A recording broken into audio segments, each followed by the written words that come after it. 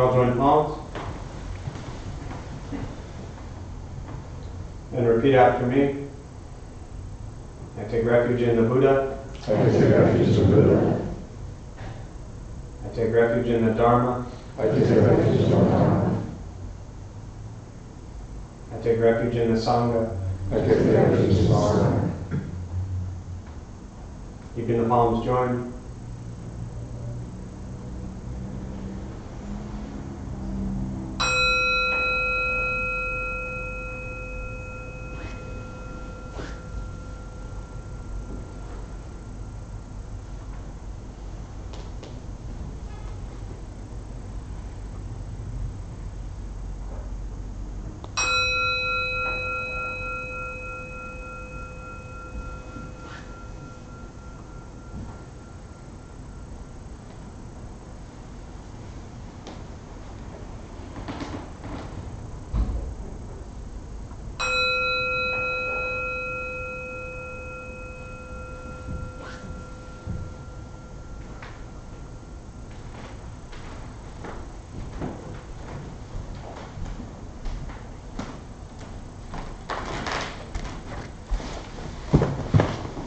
Palms up.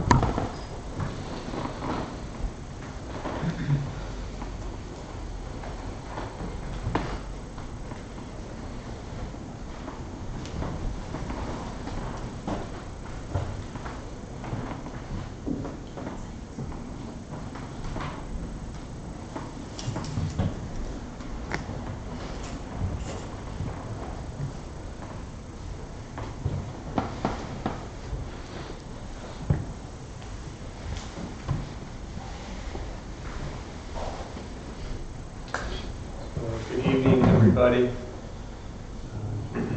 It's funny, this is one of those days where you just like one thing after another, everything's just happening, and then all of a sudden you're like, oh, it's 6:56, there's a bunch of people upstairs, and I need to go up there and say stuff.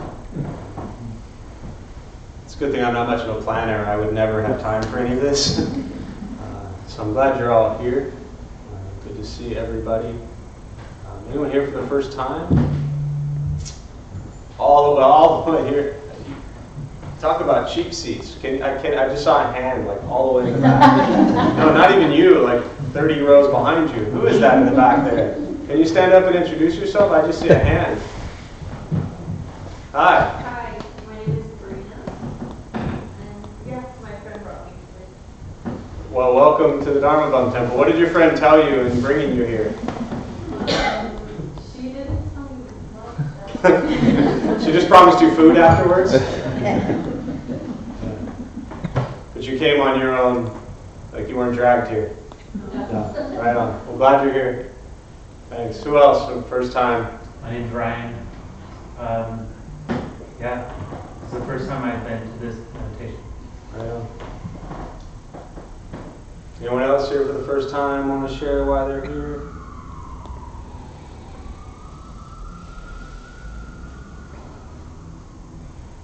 Anyone who keeps coming back figured out why they're here? Or you just keep coming back hoping that one day it eventually makes sense? You know, someone just said to me as we were about to come upstairs, and then we'll get started with the meditation, but they said, I'm doing this meditation and my mind just keeps racing. And I just patted this person on the back and I said, so does mine. Right? This practice, your mind is never going to stop racing. If you're brand new to meditation or newer to meditation, if you think that you're going to stop your racing mind just because you sit here every once in a while, you're going to feel like a failure every single time. And you're going to be disappointed every single time, and you'll walk out thinking, I can't do this.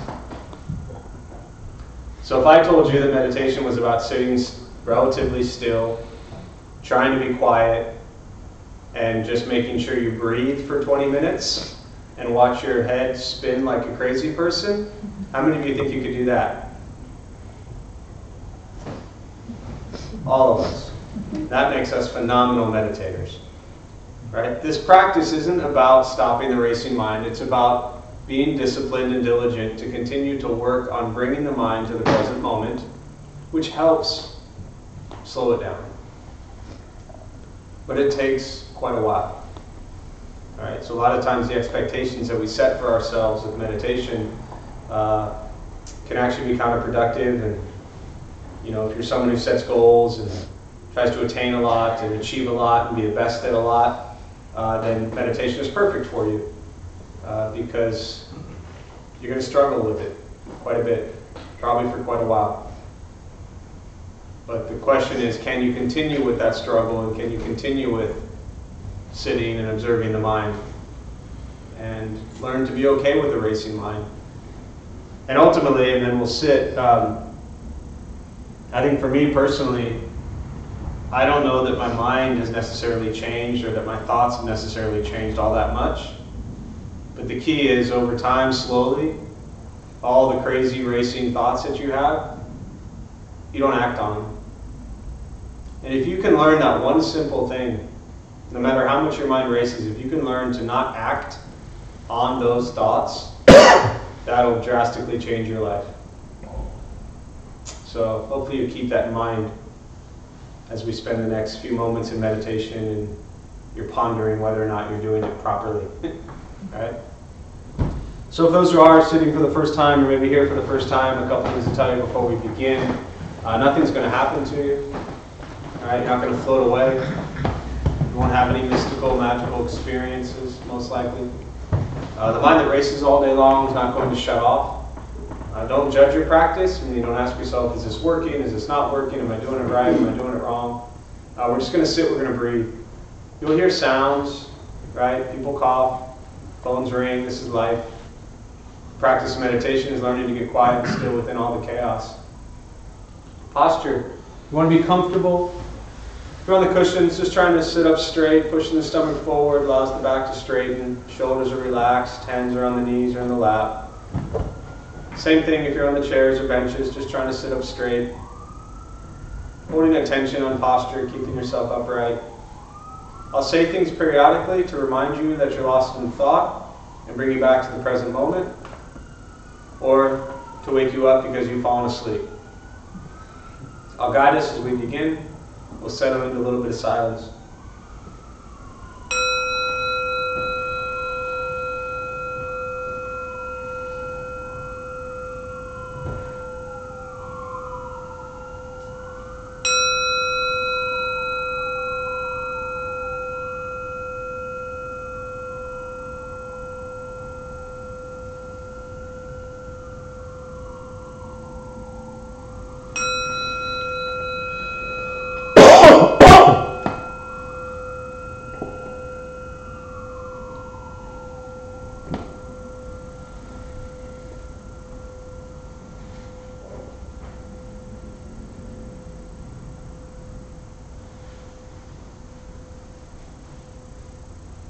Starting with the eyes closed if comfortable, or slightly open. Mouth open or closed. We'll start with taking 3 deep breaths, slowly.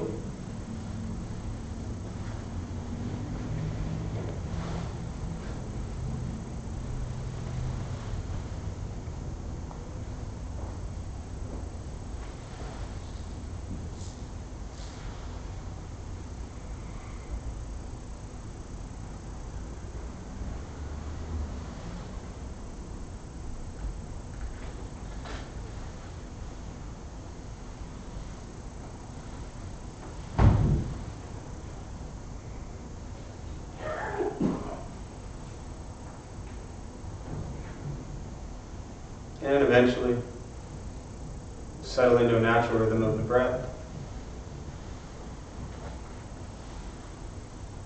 Going throughout the practice, you'll hear sounds. These are not distractions, not disruptions. Simply what's happening around us as we sit.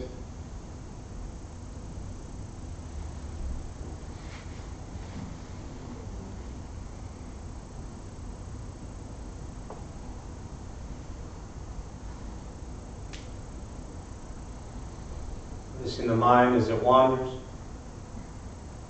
jumping from thought to thought.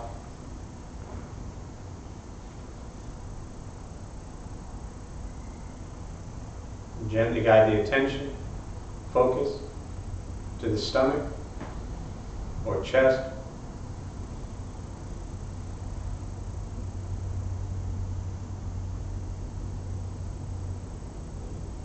Breathing in, feel them rise.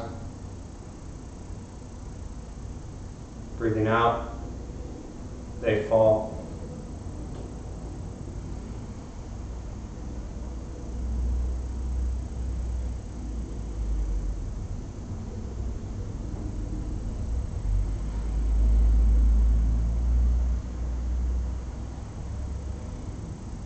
Simply continue this practice,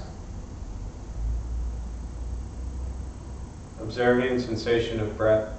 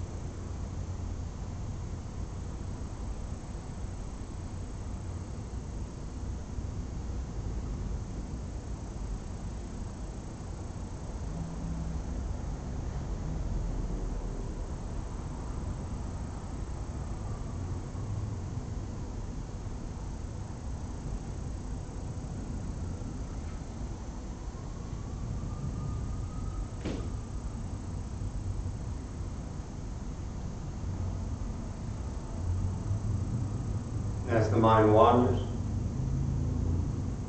lost in thought, recognize it.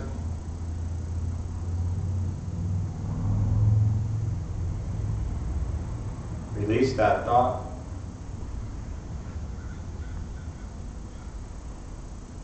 Return attention, focus to the breath.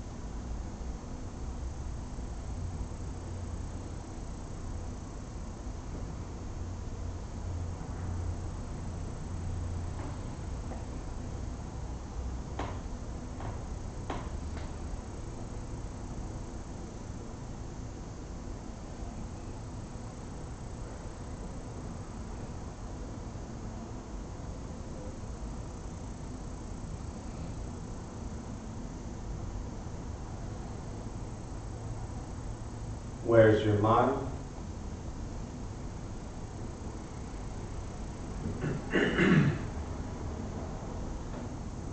Return to breath.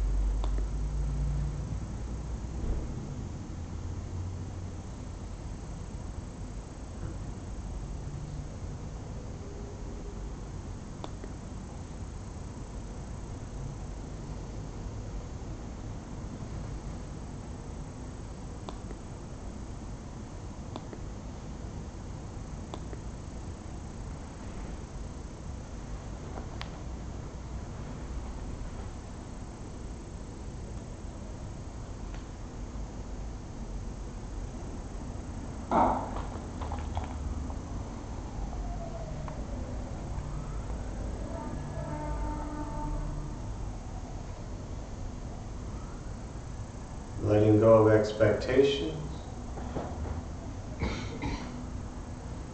Letting go of judgments of the practice.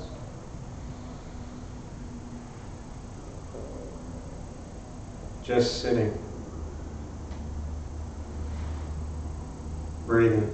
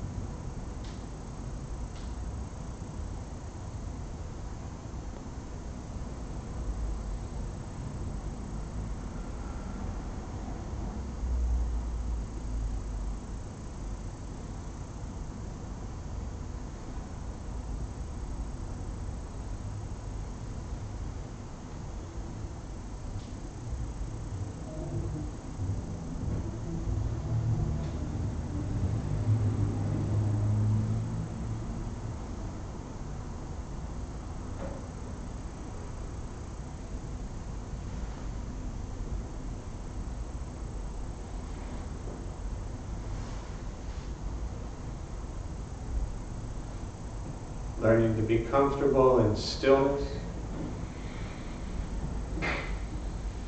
in quiet, wanting nothing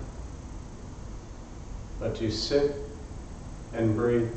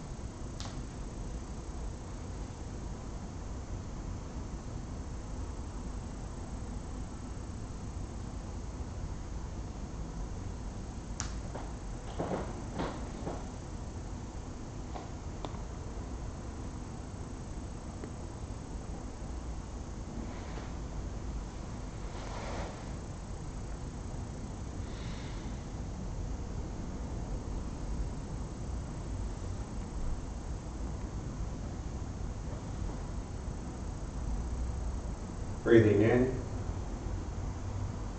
follow breath in.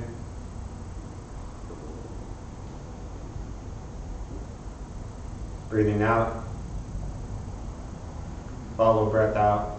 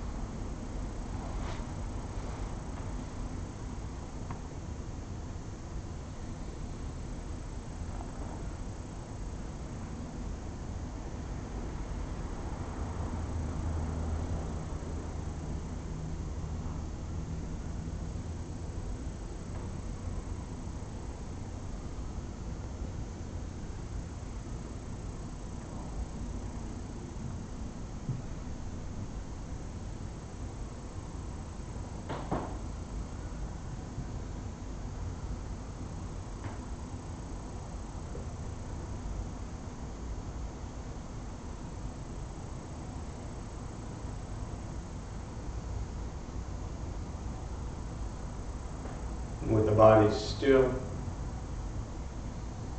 resting,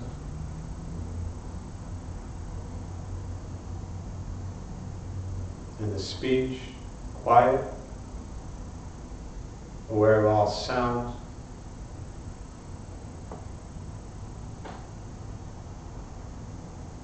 and the mind learning to settle.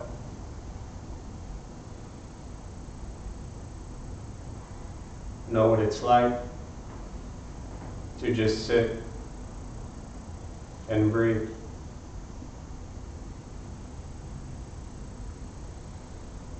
Knowing with each breath,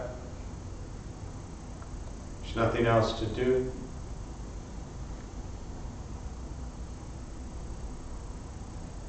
Nowhere else to go.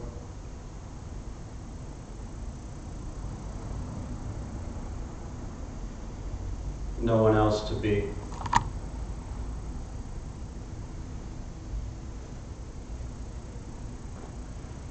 Everything beautiful, just as it is. Sitting, breathing.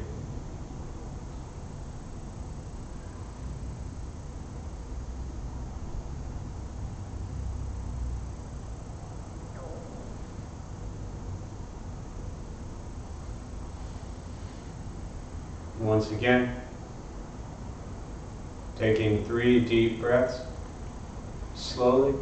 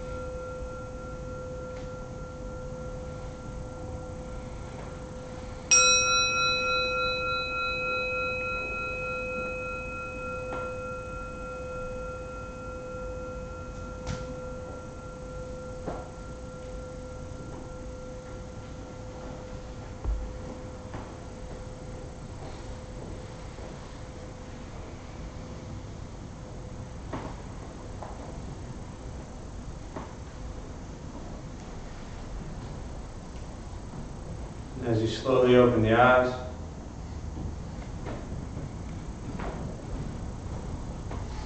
slowly begin to move.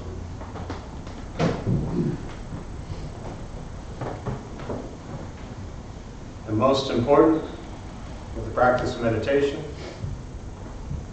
is to recognize how you feel now, immediately after. Compare this to how you typically feel throughout your day. Recognize the difference, if there is one. And ask yourselves how you prefer to feel every day for the rest of your life. And realize however you feel now, it's quiet, calm, still. Or a busy mind, racing mind, whatever you're sitting with at this moment, has nothing to do with anything I said. It's nothing to do with how you sit, hold the hands or cross the legs. It's nothing to do with the sounds around us or anything else for that matter. It's everything to do with your own mind and your own mind's reaction to an external condition. This is what the Buddha called pratitya samutpata, means dependent origination. This is the basis of the Buddha's awakening. The word Buddha simply means awakened. He was a human being no different than anyone in this room who began to understand why he suffered. Why you got angry, sad, depressed, stressed, anxious. He began to understand the causal relationship of all phenomena. And what that means, very simply, for all of us in this room, regardless of where we come from or what we believe in or where we think we're going, our whole life is filled with things that happen. We react. More stuff happens. More reactions. Now, most people respond to meditation the last 20 minutes, quietly, peacefully, still. The question is, how do you respond to everything else that's happening throughout your day? And so all we're working on is closing the gap to where the way you feel now is closer to how you feel always. Just as driven, motivated, productive, successful. Whatever that means to you in your respective lives. But with the mind that's steady, clear, focused, distracted by nothing, disturbed by no one. This practice is not easy. It's not necessarily fun, but it's free. Meditation, Buddhist practice, sitting, breathing, learning to be kind to yourself and everybody else you encounter, every moment of your life. And that's the essence of it. Get to know what you think, what you say, and what you do. Each moment. We spend so much time trying to change, fix, control, manipulate so many around us. And this practice is learning to gain control of your thoughts, your words, and your actions. That's the essence of it. The world will never do everything you want it to. So you learn to be with things as they are. And it's in essence the surrender of trying to control things and fix things and manipulate things and create things and build things and improve things. When you move beyond that and you just abide with things as they are, life is simpler. And it doesn't mean you stop, it doesn't mean you cease to exist. It doesn't mean you stop working, it doesn't mean you stop going to school, it doesn't mean you stop putting in a strong effort. It just means you're not attached to the outcome. You're not attached to the results. You're not attached to other people's views or opinions of you. You're not attached to other people's expectations of you.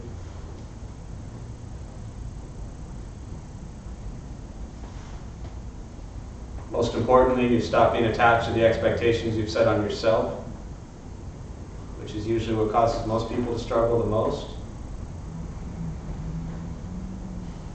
But it's a practice. And it takes a lot of effort.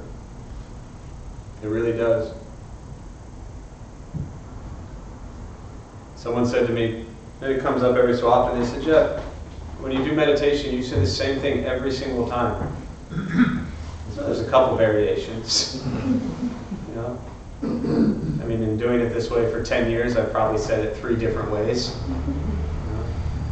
You got to mix it up a little bit, or people would stop showing up. You know, you got to keep it exciting. But and I always come back to the metaphor of, you know, brushing your teeth. It's just something you do every single day. You know, I mean, if you wake up today and say, I'm going to brush my teeth differently today, you know, I don't know, maybe somebody did. But it's just a routine. But every time you do it, you put the same care, the same attention, the same love, the same effort into it.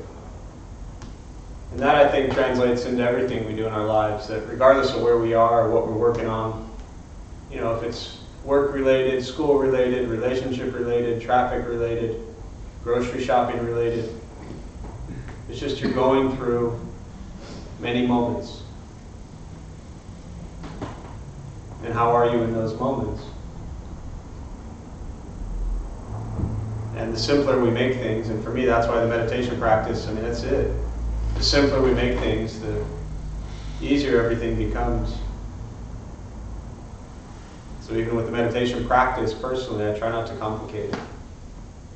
Sitting, breathing, mind races back to breath. Sitting, breathing, mind races back to breath. Sitting, breathing, mind races back to breath. And that just repeats constantly. But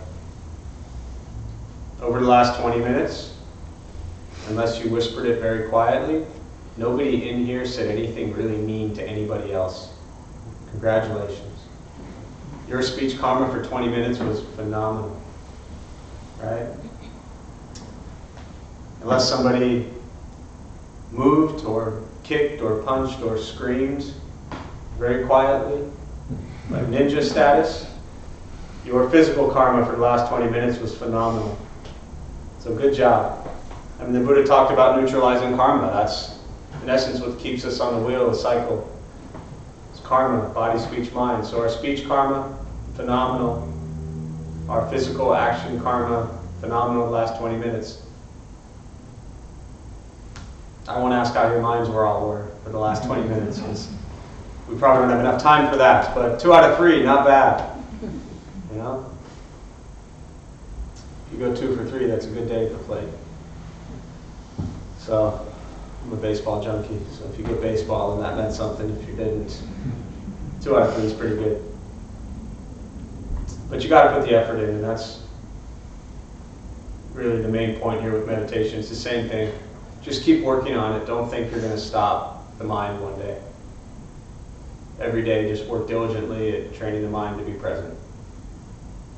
Everything you're doing, work diligently at trying to stay present with it. So I'll stop there, just open up to questions, meditation, Buddhist practice, anything that's on your mind that I can address, and go from there.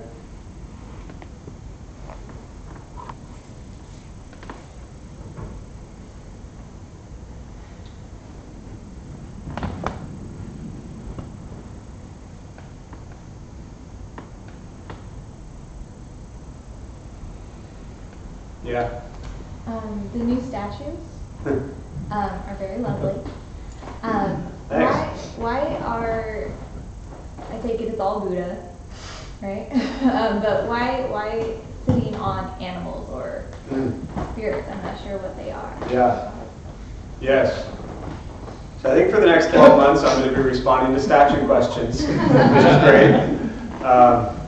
Thank you for getting us started last week, Laverne. And it was great material. That question was phenomenal, because it sparked so much passion in my response that it's actually helped clarify for a lot of people what's going on with, the statues. They are not all Buddhas. In fact, none of them are Buddhas. We have our Buddha here. And this is the emaciated Buddha, Siddhartha Gautama, and that's always been our main statue for the temple. That this is the unenlightened person. Unless I missed it, this is a room filled with unenlightened people, right? And so we're struggling on the path as well. And often physically, mentally, spiritually, emotionally near death, just like Siddhartha Gautama was in that life, and he awakened. So we too can awaken. So when we looked at picking statues, and this is a year-long process, we had somebody approach us a year ago that really wanted to help us complete the main shrine area. We've been in this space 22 months. Long journey it's been to get here after having the temple downtown for 10 years, and then the Buddha for You for 10 years near San Diego State. So to come into the space and kind of save a 90-year-old church from being torn down, we've slowly been working on it. Plumbing, electrical, things like that. And so somebody approached us a little over a year ago, and they said they wanted to help us complete the front of the shrine. And I'll get to the specifics, but I think it's important to put it into context a little bit.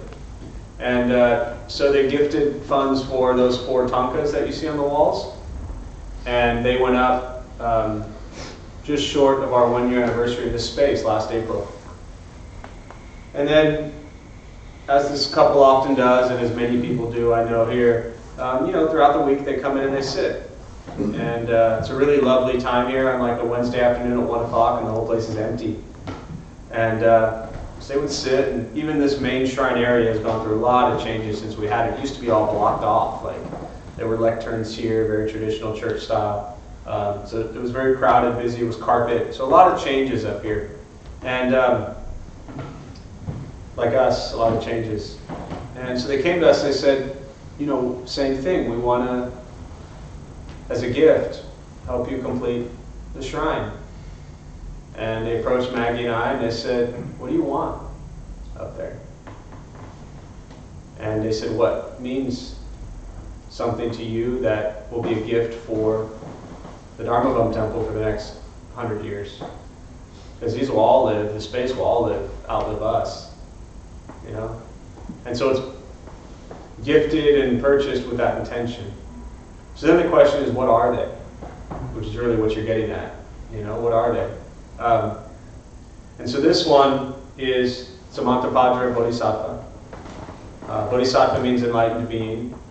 Bodhisattva is one who, their vow is to be reborn life after life, to liberate all beings from suffering.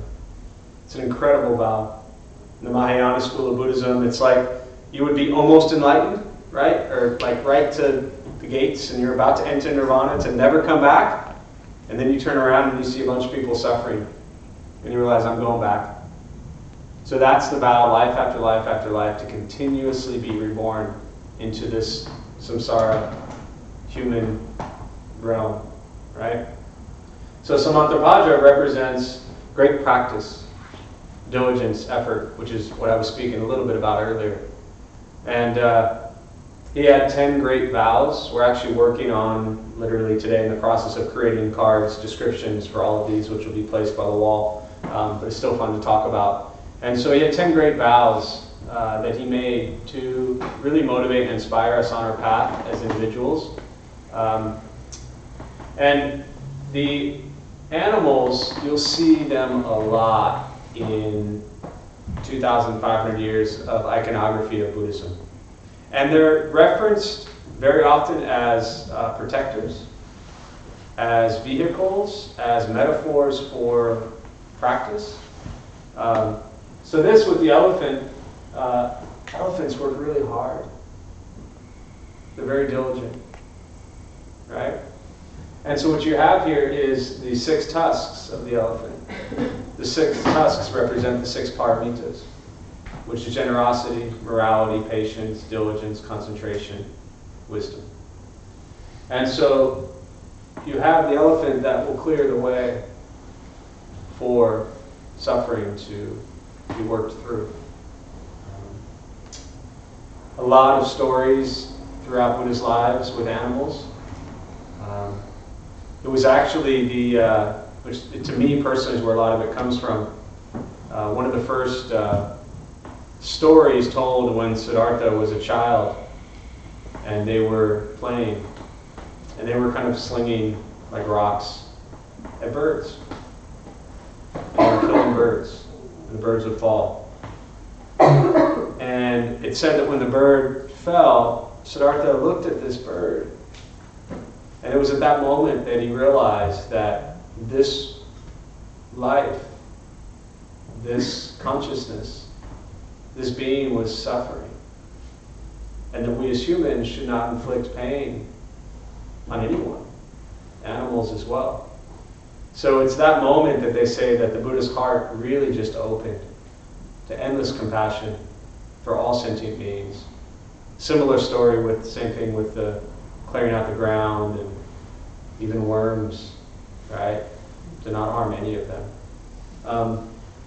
I personally put it together. I love the childlike playfulness of the white and the lion.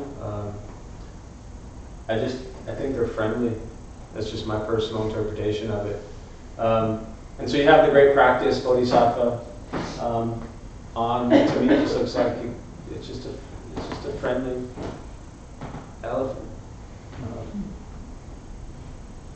Here you have Manjushri Bodhisattva on a lion. The lion represents wisdom. Always be aware, to always be looking, to always be safe, to always be protected. Manjushri is the ultimate embodiment of Buddha's wisdom. And so in Tibetan Buddhism, right above you there, you see a different version of Manjushri, and he holds the sword. The sword is called the sword of wisdom. So Manjushri, it's said that Manjushri actually in his lifetime taught 7 different Buddhas, but he had this endless ability to cultivate wisdom that would cut through greed, anger, and ignorance. And that's the cause of our suffering. We suffer because of greed, anger, ignorance. So the wisdom is what cuts through that and allows the generosity, compassion, to flow. And so here you have Manjushri, and he holds what's called a Rui scepter, which also represents wisdom, on the lion. Again, to me, just playful. And then here you have Quan Yin Bodhisattva. And you'll see main shrines with Quan Yins at the center, especially if it's a Quan Yin temple. It's very common. But for the most part, well, really all throughout Asia, Quan Yin is seen as the Bodhisattva of endless compassion, endless mercy. And they say that the Dalai Lama is the literal rebirth of Quan Yin Bodhisattva. That Quan Yin's consciousness, continuously reborn, is now abiding in His Holiness the Dalai Lama, and that's why he is so compassionate. And so she holds, and often either holding or pouring out the vase of compassion. And in this situation, to me, and I talked about this last week, I just feel like this compassion that's being poured down on this emaciated Buddha who was living an unhealthy way, and then poured down on us who are living this unhealthy way. And when we talked about what are we going to put at the center of our shrine, the Quan Yin made perfect sense. This female embodiment of compassion, which is what we all need, I feel. It's what this temple needs, it's what this city needs, it's what this country needs, it's what this world needs. I think endless compassion is the way to end suffering. So that's why we selected these 3. Yeah. Does that help? Yeah, thanks. Sorry if it's a repeat question. I haven't been here in a while. No, it's none of these people have been here anyway, so. Yeah. And every time I answer it, I'm going to say it completely differently, so it's great. Thank you. Yeah. So when you were talking about the person who is at the gates of nirvana, but Yeah. looks back and sees the people, how, at least in your interpretation, how conscious is that decision? Because I'm assuming is in the last minutes of your existence going into nirvana, would you even be able to be conscious to make that decision? Or if you did, or hypothetically already have, would you remember it in the infinite lives that they have vowed to? Yeah, very technical Buddhist question, very good question. In a very technical way, the teaching that as I've learned it is that bodhisattvas actually control their rebirths. So they're very well aware of it. It's a very conscious decision. Yeah, very much so. I think it's important to understand that, at that moment of awakening, right, entering into nirvana, which are 2 different things, right? Yeah. But at those moments, the mind is very clear. I would have to imagine. It would have to be, or one wouldn't be in that situation. You know what I mean? Yeah, I agree. It's like, I don't know, I just look at myself and I think whatever the opposite of what my mind is, that's probably what that's like. And if this is not clear at all, then the opposite of that is what that would be like. So obviously, that I can't relate to that, but I can relate to the opposite of it. I think, I don't know, I make up everything, but I think the actual clarity I have around how unclear my mind is, I would have to imagine is the same level of clarity I would have about how clear my mind is. But at that moment also, you're really beyond duality, so you wouldn't necessarily even be comparing it to anything. Yeah. Does that make sense? Yeah, that makes sense, because Yeah. it's less of a worldly decision, it's more existential. Yeah. Yeah, it's just this endless stream of consciousness. But yeah, And sorry, another thing Okay. to go off of that. Assuming anyone has reached nirvana, would looking back at the people and refusing to participate in endless lives be a selfish decision by human beings? depends who you ask. Well, You can ask Travis that on Thursday, since you're asking me. So let me just clarify a little bit. So when the Buddha died, for those who might be new, just more for those who might be new, when the Buddha died, it says he entered into parinirvana, which is nirvana without remainder, meaning no more rebirths. Right? Nirvana means to extinguish. Right? So one of the best teachings I received on nirvana, Thich Nhat Hanh says nirvana is freedom from views. Right? But to me, and you'll see this a lot throughout his teachings, that nirvana, samsara, it's all state of mind.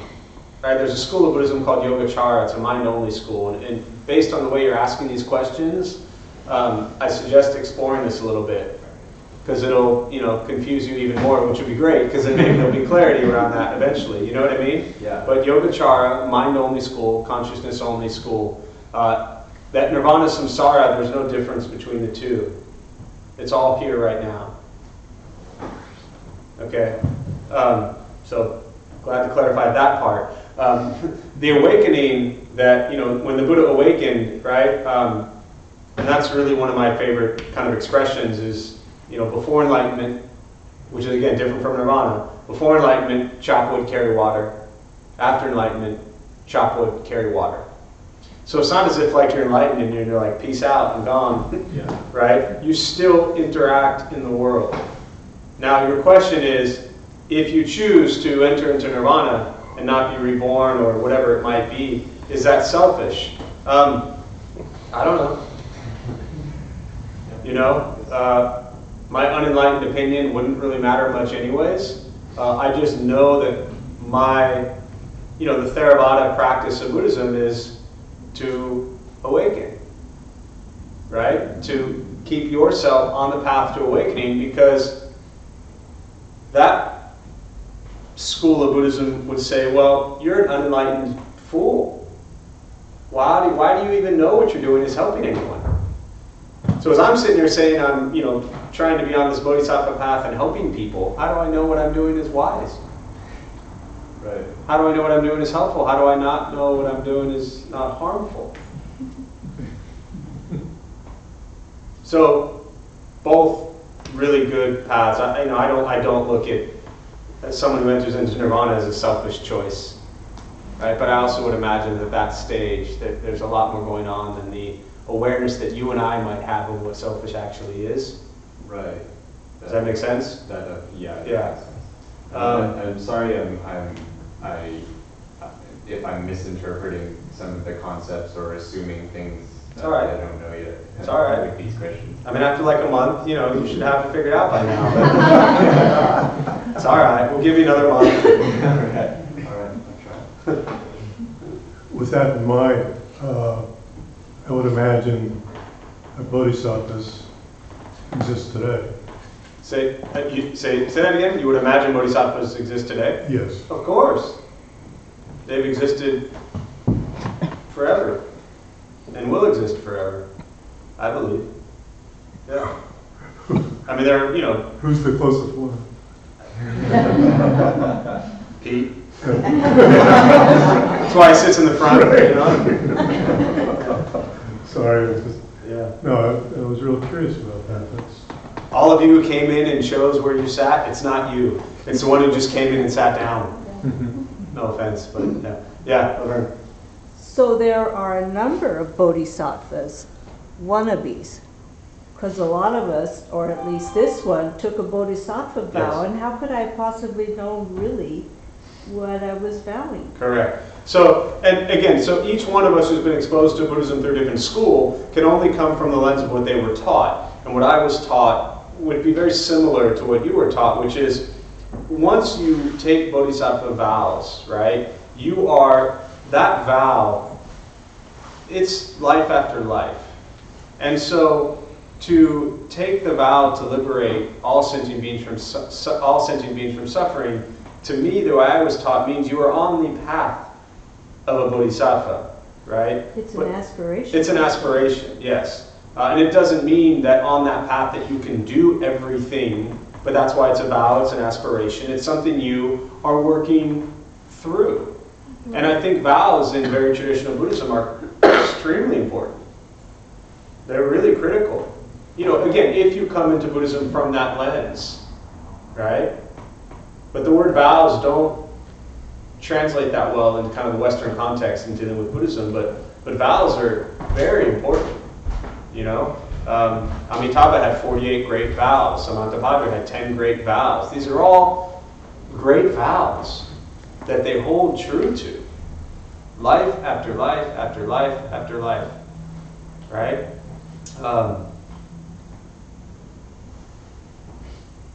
And if you make these vows with, you know, pure intention, pure heart, pure mind, then they can hold up. They really can.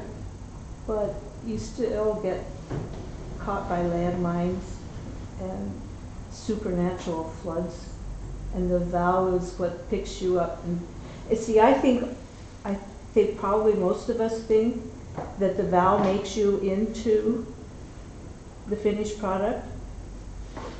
No. Yeah, I mean, yeah. You just keep slogging along.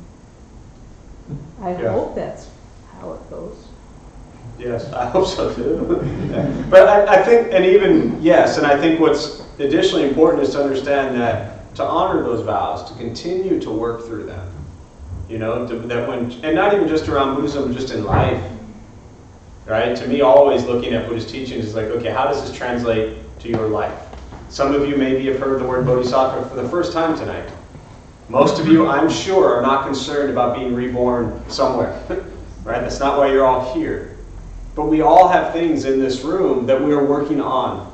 We're working through, we're working in, we're working towards, whatever it is. And so the question is then, what is your vow and how is your effort with that vow? How hard are you working? How is your intention? How is your mind? How is your effort? Because if you honor these vows in whatever it is you're doing, again, all the examples I always give, in school and work and relationships and traffic and grocery store lines, my vow is to get through this grocery store line without being angry at somebody.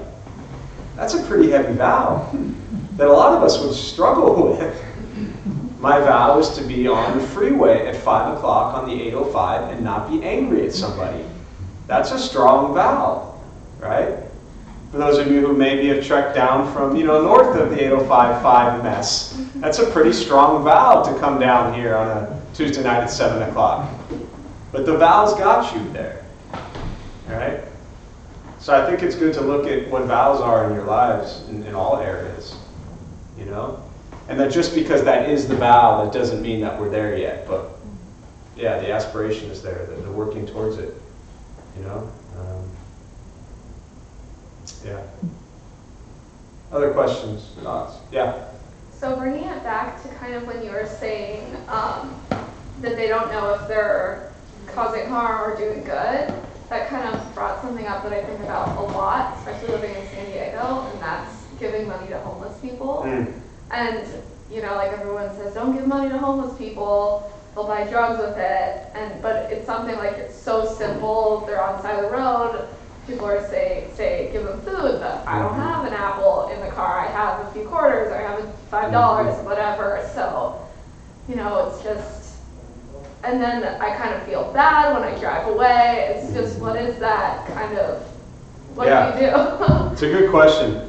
And first, I love the questions that say everyone says, right? Yeah. I mean, who are these everyone's, right? I've never said, right? Your mom says, so that's pretty much everyone anyways, right?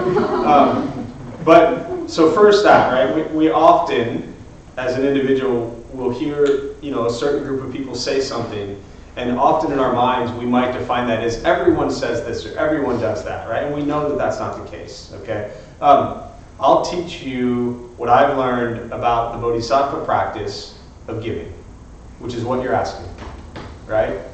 We have no idea what that person is going to go do. Everyone doesn't know. In fact, nobody knows. Not even the person receiving it in that moment may even know. Right? But I'll come back to that. The practice of giving, as taught on this Bodhisattva path, is to give as if there's no giver, no receiver, and no gift. And that you feel pleasant before, pleasant during, and pleasant after. And that you're not attached to the outcome. Right? Think of maybe you have an old shirt, maybe you have, and you don't really care about it anymore. Right? Would you give that to just about anybody? Yeah. Right. Now think of the shirt you just bought like last week. Would you give that to just anybody? Probably not. Probably not. So we are more attached to that. Right? We are attached to everything. Everyone is attached. Those everyone people, they're all attached to everything, including views. We don't know what anybody's going to do with anything. Right? Even those specific examples, because I've heard this debated for years and talked about, and it's a really wonderful thing to ask ourselves when we do this, around the guilt and the pressure and manipulation and things like that, right? Maybe you give money to somebody and you think they're just going to buy drugs or alcohol with it, right? Well, using that hypothetical, and we don't know, what if they didn't get the money and they needed drugs or alcohol? Maybe they then go in somewhere and to get drugs or alcohol, they harm someone. Right? We don't know. So maybe you giving them money to buy them drugs or alcohol saved them from harming somebody. The point is we have no idea. And I can never sit up here, I don't think anyone should ever sit up here and give you, like, this is what you should do. But I can tell you the practice is no gift, no giver, no receiver. And to give when you feel inspired to give. And if you don't feel inspired to give in that situation, then ask yourself, what's going on there? And you said, if I don't give, if I don't have the apple to give, right, and the 2 quarters I don't have to give, whatever it is, and I feel guilty that I haven't given, ask yourselves why.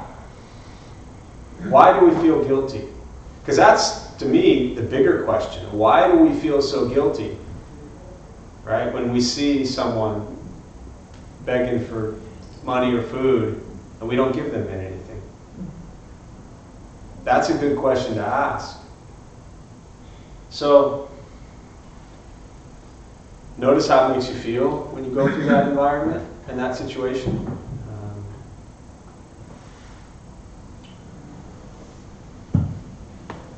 Yeah. I think giving is good. And I think it's beneficial to give without any expectation or attachment to anything in return.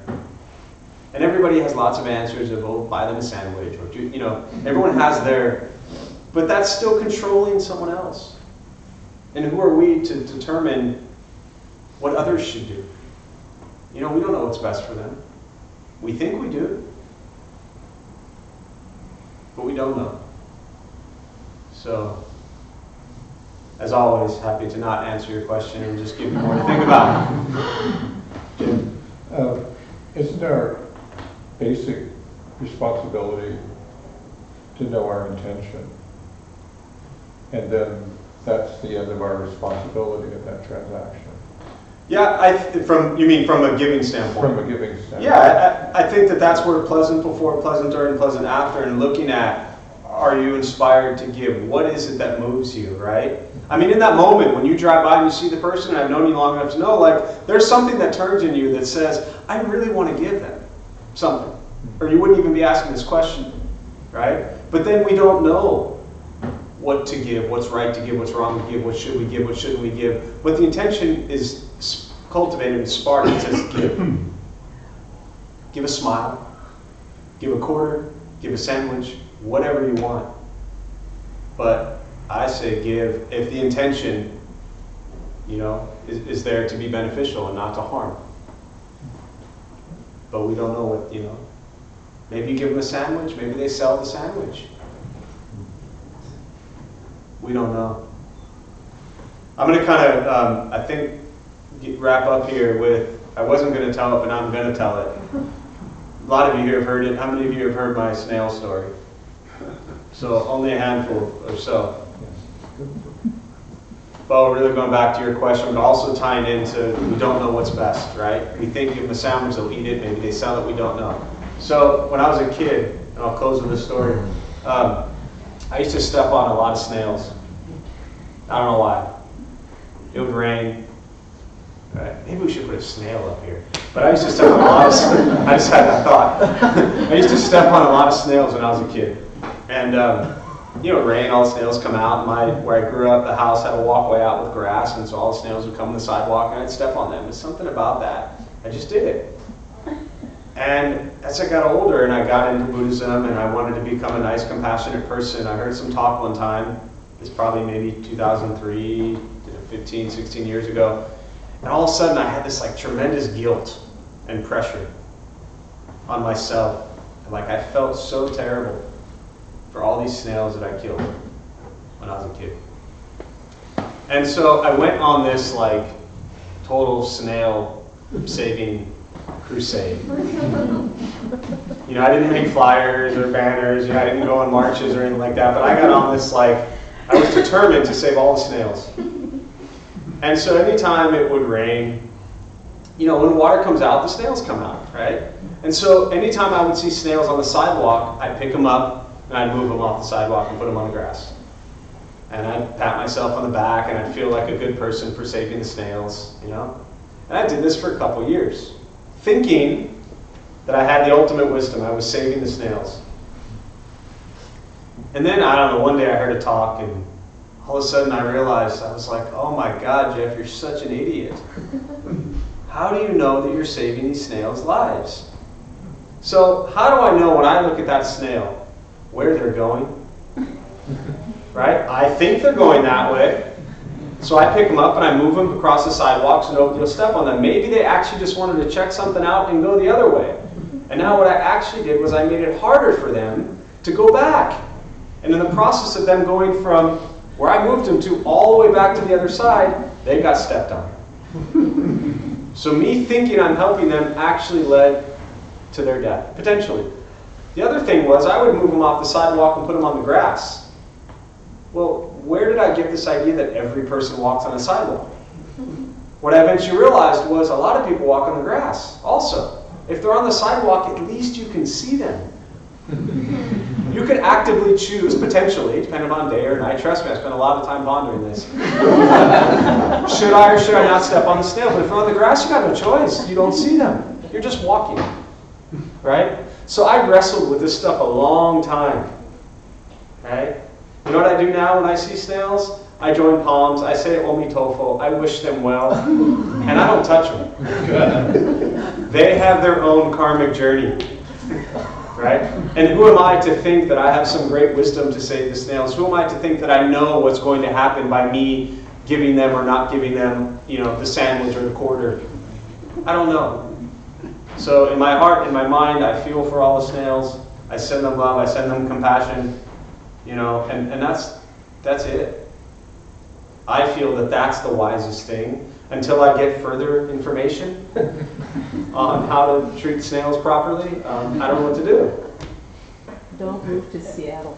A lot of snails in Seattle, a lot of rain in Seattle. Yeah. Oh, that'd be that would, or it would be great because I could save more snails.